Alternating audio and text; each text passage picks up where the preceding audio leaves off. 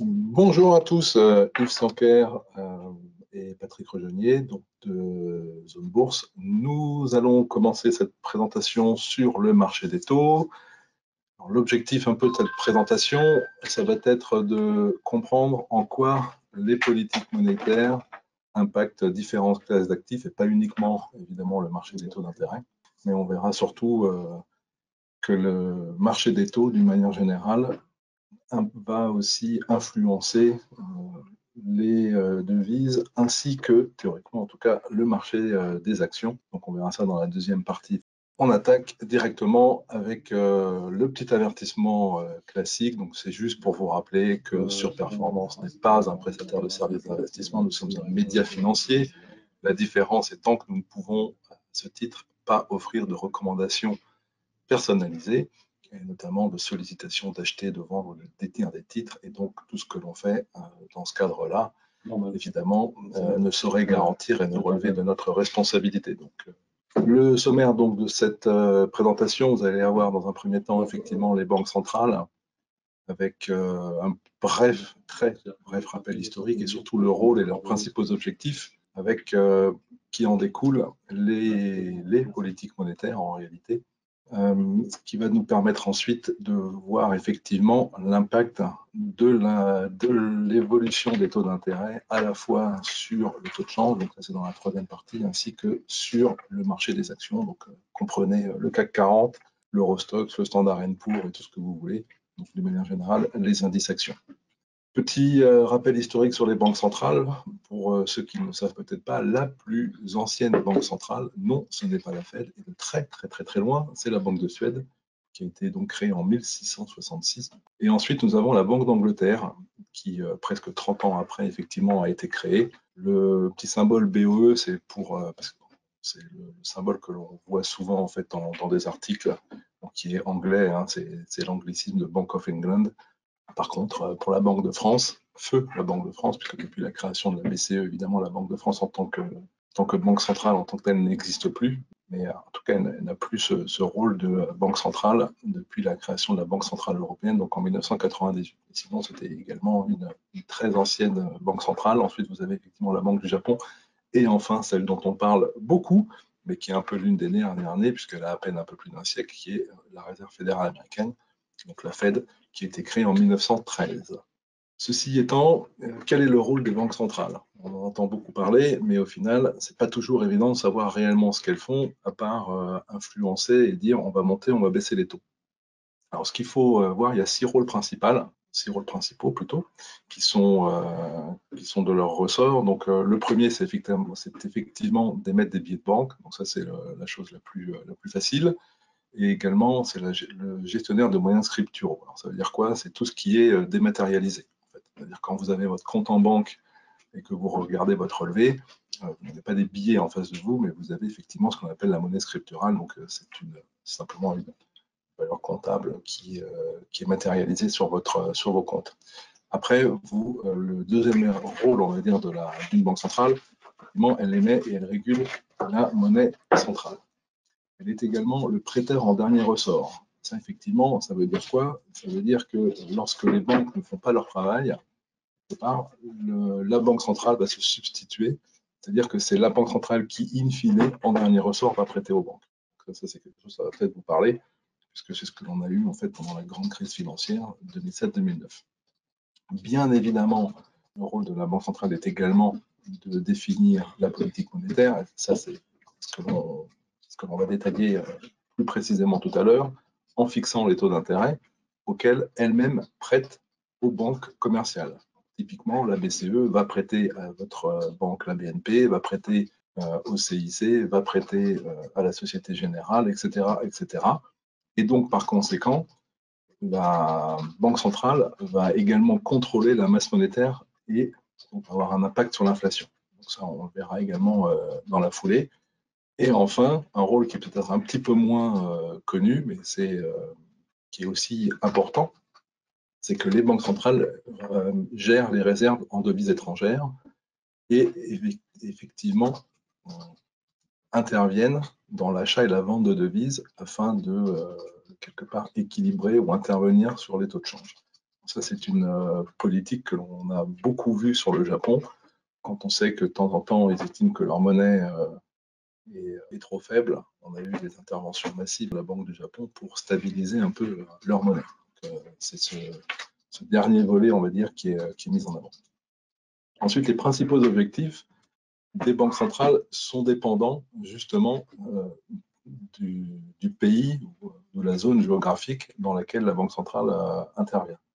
En l'occurrence, si on regarde le rôle de la BCE, vous savez qu'elle a énormément communiqué sur la stabilité des prix. Stabilité des prix, inflation 2%. Donc ça, effectivement, on va dire, c'est l'objectif numéro un, c'est la stabilité des prix. Donc, à contrario, quand on regarde la Fed, officiellement, il n'y a pas un objectif principal. Il y a plutôt des objectifs principaux. C'est-à-dire que la Fed, oui, doit intervenir également sur la stabilité des prix, mais elle a un rôle plus large dans la mesure où sa politique vise plutôt aussi à faire en sorte que les États-Unis gardent leur hégémonie. Donc tous les coups sont bons pour y arriver. Donc, effectivement, il y a la stabilité des prix, mais si, de par sa politique, elle va se retrouver à essayer d'influencer positivement également son marché intérieur, faire en sorte que les États-Unis puissent prospérer. Donc effectivement, c'est une politique un peu plus large que uniquement la stabilité des prix telle que l'on peut le voir, que ce soit sur la BCE, la BOE ou la BOJ. Voilà, donc effectivement, ce sont des choses qui sont importantes à garder en tête puisque chaque banque centrale n'a pas strictement exactement la même politique ou les mêmes objectifs principaux et donc de fait pas les mêmes outils à leur disposition pour effectivement remplir leurs objectifs. Gardez ceci quand même en tête, d'une manière générale, les banques centrales agissent via deux leviers. Il y a le levier des taux d'intérêt. Vous savez que depuis un an, effectivement, toutes les banques centrales quasiment au monde sont entrées dans une ère de resserrement du coût du crédit, donc de hausse de taux d'intérêt plus ou moins importante, en tout cas à un rythme relativement rapide par rapport à ce qui avait été le cas sur la décennie précédente. Et le deuxième axe sur lequel elle travaille, c'est sur la quantité de monnaie. Donc, ça, effectivement, c'est quelque chose que l'on a aussi énormément vu avec ce que l'on a appelé le quantitative easing pour soutenir, on va dire, dans le cadre de la BCE, c'était pour soutenir l'euro. Pour ceux qui s'en rappellent, en 2011-2012, lorsque c'était encore Mario Draghi qui était à la tête de la Banque centrale européenne, il y avait beaucoup de spéculations sur l'éclatement de la zone euro et donc spéculations qui se traduisaient par des ventes importantes sur la devise européenne. Et donc c'est là où on a la célèbre phrase de Draghi qui a dit qu'il mettrait en place tous les moyens à sa disposition pour contrer en fait ce genre de pratique. Et si vous regardez des graphiques du marché action, ça s'est traduit également par un point bas important en 2012 et ensuite on a eu à peu près 10 ans de hausse quasi ininterrompue qui ont suivi. L'influence sur les taux d'intérêt, c'est effectivement via ce qu'on appelle la politique monétaire conventionnelle. Donc, typiquement, si on prend le rôle tant de la BCE que de la Fed, elles vont augmenter leur taux d'intérêt et donc ça va se traduire par une hausse aussi des taux d'intérêt qui sont appliqués aux banques nationales, qui elles-mêmes ont donc répercuté sur l'octroi de crédit. Donc on a un impact évidemment pour ceux qui ont des emprunts immobiliers ou qui envisagent de faire un emprunt immobilier. Aujourd'hui, le coût de l'emprunt est bien évidemment bien plus important que ce qu'il était il y a 2 ans. Ça, c'est typiquement la conséquence de la hausse des taux qui est en place par la Banque centrale européenne et plus généralement par les banques centrales au niveau mondial.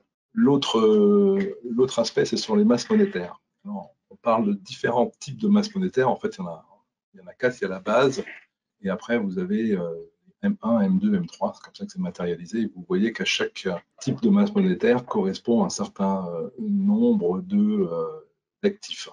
Donc, si on prend la masse monétaire M1, en fait, cela regroupe les dépôts à vue et les billets ainsi que les pièces qui sont en circulation. Donc, c'est une masse monétaire assez restreinte. Ensuite, la base M2, vous voyez qu'on passe à des dépôts de 3 mois jusqu'à 2 ans. Et ensuite, M3, c'est tout ce qui va aussi les dépôts à terme, ainsi que les OPCVM monétaires. Donc, pourquoi c'est important? Pour la simple et bonne raison que ces masses monétaires vont influencer sur la quantité de monnaie disponible. On comprend que plus la masse monétaire augmente, quelque part, plus il y a une forme d'inflation dans les actifs financiers. De la même manière, plus la masse monétaire va diminuer, plus on restreint le crédit. Donc, on peut s'attendre, il y a un risque à un moment ou à un autre, si la masse monétaire baisse trop, d'avoir ce qu'on appelle le credit crunch, donc un assèchement purement et simplement du crédit, puisque les banques, à ce moment-là, ne vont quasiment plus accorder de crédit à leurs clients, que ce soit les clients professionnels ou les clients particuliers. Donc on regarde beaucoup ces masses monétaires pour voir un peu quelles vont être leurs influences. Ce qui est intéressant également à garder en tête, c'est que ce ne sont pas deux axes de travail qui sont indépendants les uns des autres. On a une relation qui existe entre le niveau des taux d'intérêt et la masse monétaire. Typiquement, plus les taux d'intérêt sont élevés, plus la masse monétaire ou la base monétaire baisse. Pour une raison assez simple, c'est que ça coûte, les réserves bancaires auprès de la BCE coûtent à la banque. Il est évident que plus les taux d'intérêt sont élevés, moins elles sont incitées à déposer des réserves auprès de la BCE. Donc vous voyez qu'il y a une relation inverse entre les taux directeurs d'un côté et la base monétaire de l'autre. D'un point de vue philosophie économique, si on peut dire, ce qui est intéressant, ce sont les visions de la politique monétaire suivant à la fois Keynes, pour ceux qui se rappellent dans leurs jeunes années de cours, et l'approche dite des monétaristes, qui est plutôt le fait de Friedman. Pourquoi je vous parle de ça? C'est vous allez reconnaître en fait, en voyant ce schéma, ce qui s'est passé ces dernières années sur les marchés financiers et la suite que l'on a à l'heure actuelle. Pendant toute la période de la grande crise financière et les années qui ont suivi, c'est plutôt une approche keynésienne qui a été utilisée, à savoir la Banque centrale baisse ses taux d'intérêt, donc on a une stimulation de la consommation, on a une stimulation des investissements et in fine on a une croissance. La thèse étant que la monnaie influe sur la croissance. Effectivement, ça c'est quelque chose que l'on a à peu près tous en tête, c'est la période de taux d'intérêt des banques centrales en gros à zéro pendant une décennie entière.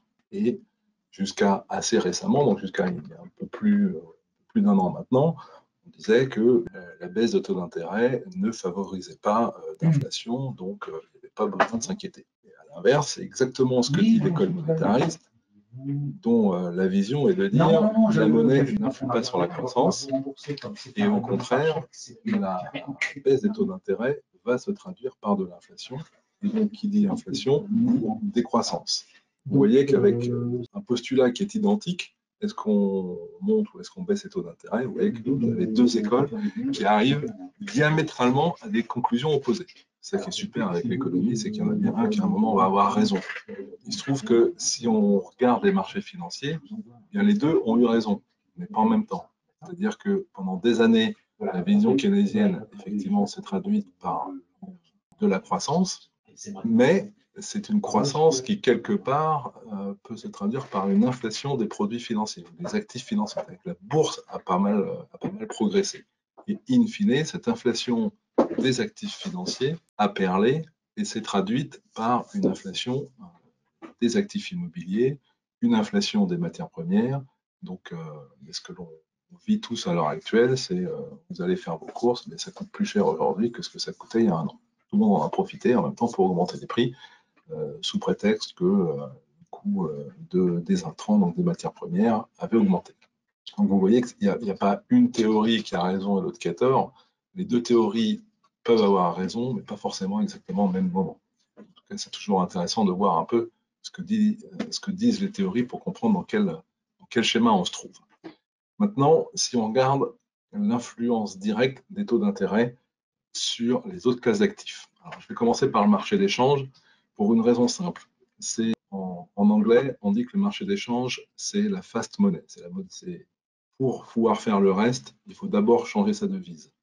Typiquement, si vous souhaitez investir aux États-Unis, ça suppose d'avoir des dollars.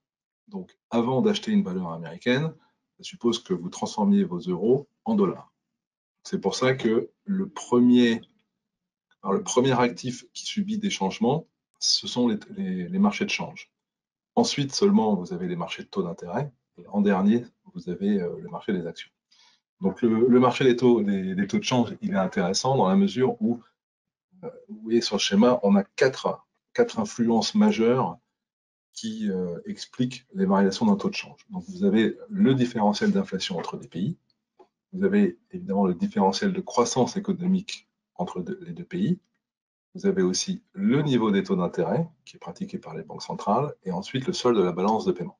On va s'intéresser dans le cadre de ce webinaire uniquement à l'influence du niveau des taux d'intérêt avec ce que l'on appelle le carry trade.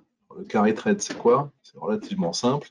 Si vous regardez le différentiel de taux de rémunération entre deux devises, donc là j'ai pris simplement le dollar et l'euro.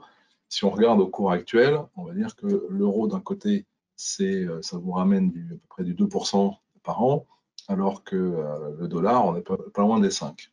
Traduction, si vous êtes positionné sur le dollar, eh bien le dollar va vous rapporter plus que ce que vous coûte l'euro. C'est pour ça que sur le graphique du dessus, au lieu de vous montrer l'euro-dollar, je vais vous montrer le dollar contre l'euro. Donc on achète du dollar, on vend de l'euro et on essaye de profiter du différentiel de taux d'intérêt. C'est ça le carry trade, c'est qu'en fait toutes les nuits vous touchez un petit peu de sous lié à ce différentiel de taux, qui annualisé fait donc à peu près entre 2,5 et 3%.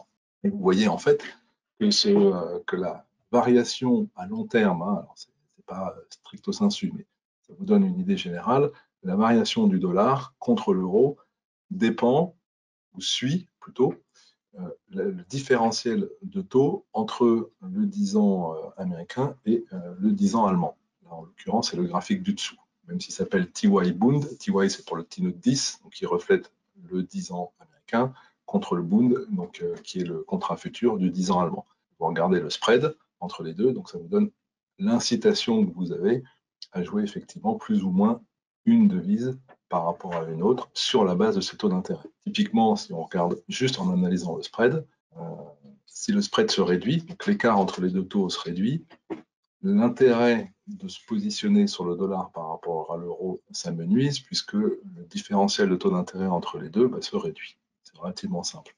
Et en ce moment, si le dollar a tendance à plutôt baisser par rapport à l'euro, c'est parce que les anticipations, l'ensemble un peu des intervenants économiques, est que la Fed va in fine pivoter, va donc entrer de nouveau dans un cycle de baisse de taux. Alors qu'au contraire, la BCE, elle, a prévenu qu'elle allait plutôt continuer à resserrer ses taux directeurs. Donc, d'un côté, on anticipe une baisse de taux aux US, de l'autre côté, une poursuite de taux en Europe, d'où effectivement cette pression sur le dollar. Et c'est ce qui fait que c'est ce que vous voyez en fait depuis plusieurs mois maintenant. Donc cette notion de carry trade, on a des outils qui sont assez rigolos. Donc là, c'est simplement une copie d'écran Bloomberg.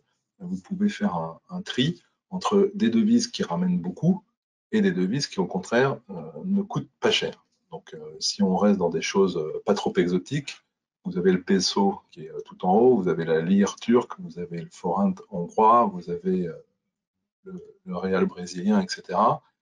Et tout en bas de la chaîne, vous avez effectivement le yen, mais également le franc suisse qui est pas cher. Si on veut si on veut jouer le fameux carry trade, ce qui est intéressant, ça va être d'essayer d'acheter une devise qui ramène beaucoup et donc de vendre une devise qui coûte peu.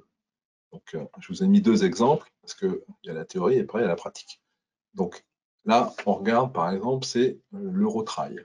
Effectivement, l'euro-trail, vous regardez le trail, il est tout en haut, donc il ramène beaucoup. Et puis l'euro coûte pas trop cher. Donc si on fait le simple différentiel de taux d'intérêt, vous avez d'un côté 37% par an, moins 3%, donc 34%, vous pourriez vous attendre à faire 34% par an, juste en jouant le différentiel de taux. Petit bémol, c'est que malheureusement, l'euro-trail monte. Ça veut dire quoi? Ça veut dire que ce que vous gagnez en partie sur le différentiel de taux d'intérêt, vous le perdez sur la dépréciation du trail, ce qui n'est pas extrêmement intéressant, in fine. Ce qui est beaucoup mieux, c'est de pouvoir faire du carry trade, donc être positionné sur la devise, mais en plus, lorsque la paire joue dans le sens du différentiel de taux. Sinon, en fait, ce que vous gagnez d'un côté, vous le perdez de l'autre, donc ça n'a pas grand intérêt. Et justement, si on regarde à l'inverse l'euro UF, je vous remonte le graphique de départ, donc le UF est ici, Vous avez 17% d'un côté, toujours nos 3% d'écart avec en gros l'euro, donc 17 moins 3, 14, tout va bien, ça semble intéressant sur le papier. 14% de différentiel de taux d'intérêt, et en plus, par chance, l'euro sous-performe par rapport au UF depuis, on va dire, dernier trimestre 2022. Donc là, vous êtes dans des bonnes dispositions parce que non seulement vous allez gagner sur le différentiel de taux d'intérêt, mais en plus, vous gagnez sur l'évolution de la devise en tant que telle. Vous gagnez sur les deux tableaux. Beaucoup plus confortable. Donc ça, typiquement, c'est le genre de stratégie que vous voyez dans toute institution financière. Ils vont jouer sur ces fameuses opérations de carry trade. Et même dans les hedge funds, souvent, si vous arrivez avec une idée qui est à l'inverse du carry, ils vont vous dire qu'ils ne vont pas la faire, même si techniquement, même si vous avez tout un tas d'autres raisons qui sont intéressantes, n'aiment pas trop se positionner à l'inverse, effectivement, de l'opération de carry trade. Parce que le différentiel de taux, c'est du sûr, alors que la variation de la devise, c'est plus lié peut-être à votre expertise, donc moins sûr en traduction. Le deuxième impact, c'est effectivement les taux d'intérêt et le marché des actions. Ça, c'est pas que c'est un peu plus subtil, mais c'est parfois également un peu décorrélé dans le temps. Donc, juste en préambule de cet impact, on parle un peu des cycles économiques. Donc, les cycles économiques, si c'est quelque chose qui vous parle, c'est exactement la même forme que le cycle psychologique de l'investisseur. Hein. Tout en haut, c'est on achète, ça baisse, on garde, et puis tout en bas, on se dit ah non, cette fois j'arrête, et puis évidemment, c'est là où le marché se reprend. Donc là, c'est la même chose. Lorsque on est en pleine reprise, d'une manière générale, les taux courts sont relativement bas, et puis au fur et à mesure où on entre en période d'expansion et ensuite en période de surchauffe, on a une hausse des taux qui est mise en place par les banques centrales pour calmer justement cette surchauffe, pour éviter que ça parte complètement dans le décor et limiter l'inflation. Et in fine, ça se traduit par quoi? Souvent par une récession, puisqu'ils ont tendance à monter trop vite, trop fort. Et puis le cycle commence. Une fois que la récession est en place, on se dit, bon, il faudrait quand même faire quelque chose pour soutenir la croissance. Donc on rebaisse les taux, etc. Grosso modo, c'est comme ça que les choses fonctionnent. Et puis, ça n'a pas beaucoup changé depuis des décennies. Ce que je voudrais vous montrer dans le cadre de cette présentation, c'est de manière assez concrète l'impact des taux d'intérêt sur, alors on regardait le Standard & Poor's. Pour la simple et bonne raison que c'est le marché phare, et puis que c'est aux États-Unis qu'on a les hausses de taux les plus importantes et les niveaux de taux qui, pour les marchés développés, sont les plus intéressants. Là, en l'occurrence, je ne vous ai pas mis le rendement de 10 ans, mais je vous ai mis le T-Note 10, qui est en fait le contrat futur qui réplique les taux à l'envers. Puisque lorsque les taux en pourcentage montent, ça veut dire que les prix baissent. C'est la relation inversée. Donc, le T-Note 10 qui représente les prix, lorsqu'il baisse, c'est que le yield monte. Bref, ceci étant dit, le graphique en bleu représente effectivement le taux d'intérêt en prix, alors que le graphique en blanc représente le Standard & Poor's. Depuis un peu plus d'un an maintenant, vous avez dû lire, si vous suivez Zone Bourse tous les matins avec la chronique d'Anthony, on est à, attention, les taux montent, alors ça pèse sur le Nasdaq, les taux ont baissé, ça a permis au marché financier de se reprendre, etc. Là, vous voyez vraiment la corrélation qu'il y a entre le futur d'un côté T-Note et le Standard & Poor's, avec un petit décalage temporel, et c'est vraiment ça qui est intéressant. Lorsqu'on regarde sur 2022 et également début de cette année, vous avez le T-Note qui fait des tops avant le S&P. Et in fine, le S&P continue un petit peu de monter. Ça a été le cas au mois de mai donc 2022, c'était le cas au juillet également. Le S&P fait son top avec un petit décalage. Donc quelqu'un qui est capable, qui simplement voit qu'il y a ce type de corrélation, peut anticiper le prochain mouvement sur le S&P juste en regardant l'évolution du T-Note 10.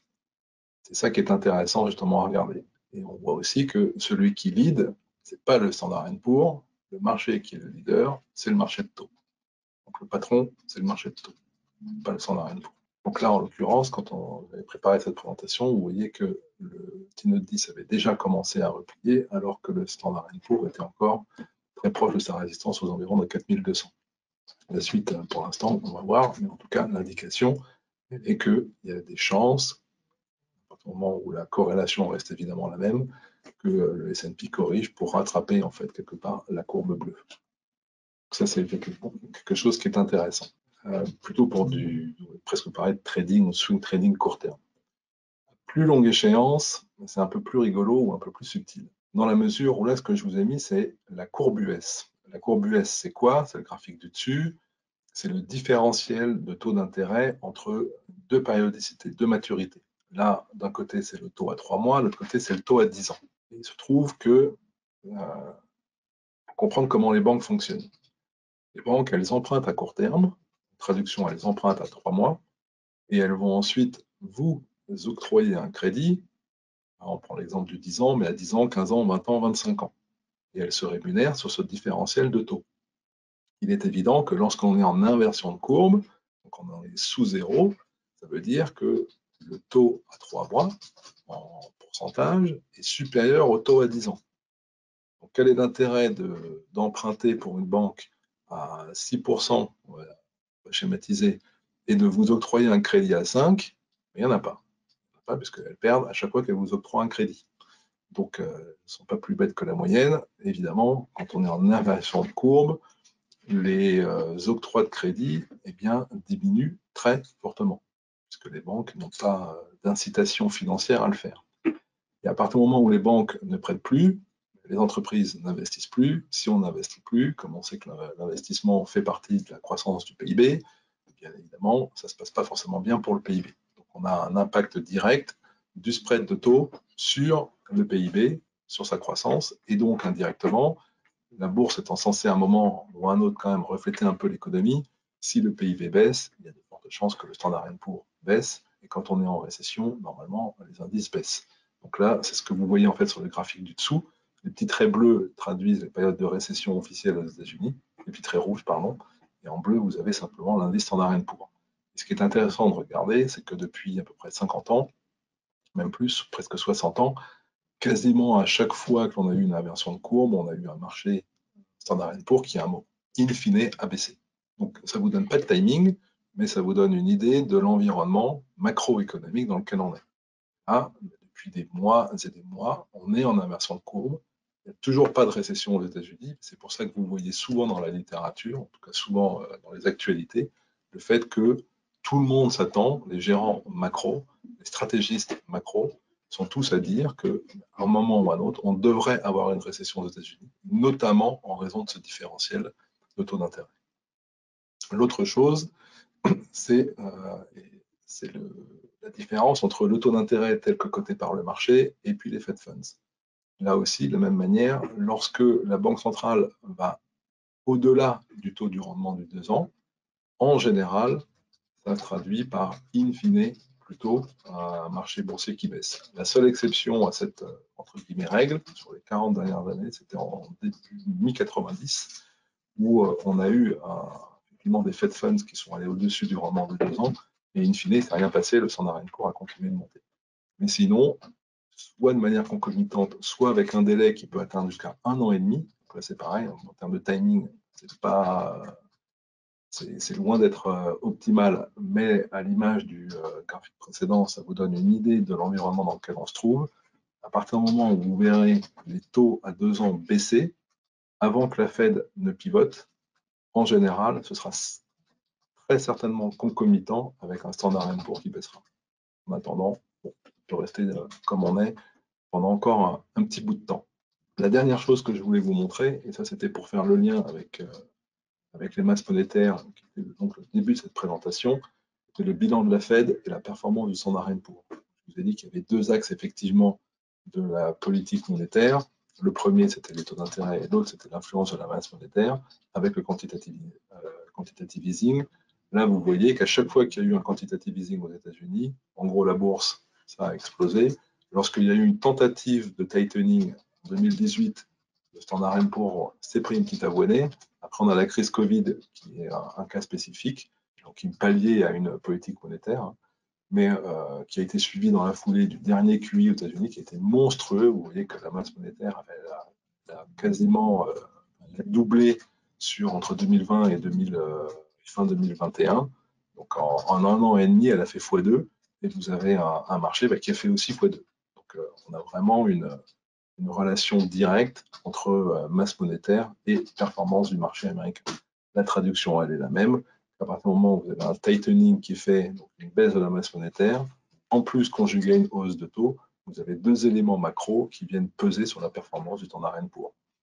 Plus spécifiquement sur ce marché-là, et c'est l'un des éléments, en plus de l'impact du dollar, donc, qui explique pourquoi le standard & Poor's, depuis un an maintenant, un an et demi, sous-performe de manière assez drastique les indices européens.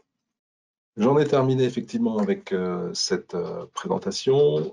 Je pense que dans l'une des prochaines, je vous parlerai, en tout cas on va essayer de programmer ça sur plus spécifiquement les obligations, puisque les taux d'intérêt c'est sympa, soit vous pouvez les faire via les futurs, mais vous pouvez aussi acheter des obligations en tant que telles.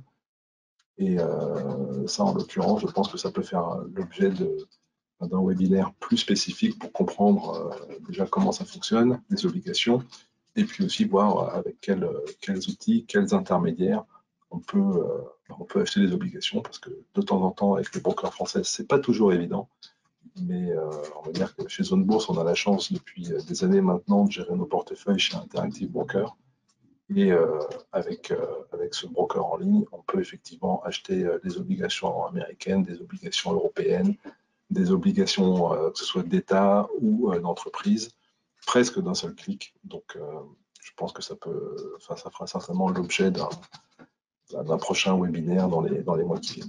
Merci en tout cas à tous pour votre participation. Si vous avez des questions, n'hésitez pas à utiliser effectivement le chat pour demander tout cela.